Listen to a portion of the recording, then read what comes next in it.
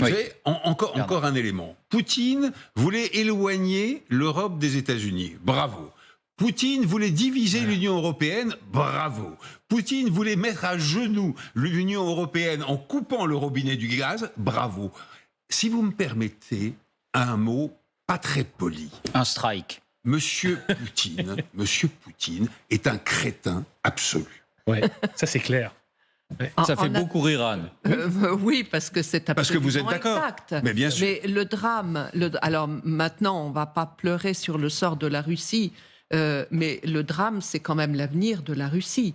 Parce que cette guerre va coûter sur le plan international, économique, énergétique, Oui. dans tous les domaines extrêmement cher. Il ne tue pas un pays, l'Ukraine, il en tue deux, l'Ukraine et la Russie. Mais oui, et l'Ukraine, malgré tout, a quand même une aide européenne et américaine très importante. Et l'avenir de l'Ukraine, malgré tout le drame et la tragédie qu'elle est en train de vivre, est malgré tout plus, me semble-t-il, plus positif que celui de la Russie. Maintenant, la question essentielle. C'est un tournant historique, Oui, allez-y, Anne. quand même. Tournant historique parce que fin d'une interdépendance entre l'Europe et la Russie qui est de très longue date. D'autre part, fin de l'idée que le commerce et les échanges énergétiques et l'indépendance énergétique allaient être une arme de paix.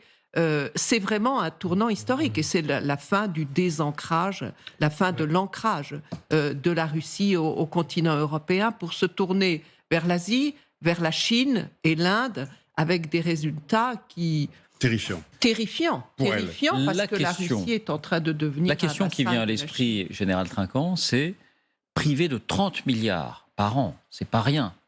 Est-ce que ça affaiblit vraiment l'effort militaire russe qui est indispensable pour tenir dans la durée ? Alors ça l'affaiblit pour les achats, parce qu'il peut moins acheter ailleurs. En revanche, l'outil industriel russe a redémarré pour la production de chars, de blindés, etc., mais avec une qualité moindre, parce qu'ils n'ont pas de sous-ensemble qui leur permettent la vision nocturne, les calculs, etc., qui étaient des choses qui étaient, pour citer une société française, Thales, les équipements russes, les chars russes étaient équipés d'équipements Thales avant 2014. Et depuis, terminé, ils n'en ont plus. Ça, c'est juste un point pour revenir sur l'énergie, qui n'a pas été cité là, c'est qu'en plus de cette dégringolade, l'entretien des puits de pétrole et du gaz était fait essentiellement par des sociétés occidentales qui ne le font plus. Et donc, il y a une descente dans la production pétrolière et gazière depuis 1 an et demi qu'on n'a pas vue là, mais qui est importante. Un pétrolier me disait, un puits de pétrole, ça perd globalement 5% par an. Globalement. Mais s'il n'est pas entretenu, ça peut aller de 15 à 20% par an. Et c'est ce qui se passe actuellement. Donc ça veut dire qu'à moyen terme, les chiffres qu'on a vus là, parce que c'est des chiffres sur 1 an, les chiffres vont être bien plus dramatiques pour la Russie. Et surtout, ils ne peuvent pas se tourner. Ils ne peuvent pas se tourner vers d'autres marchés, tout simplement parce que tous les gazoducs et les oléoducs allaient vers l'Europe.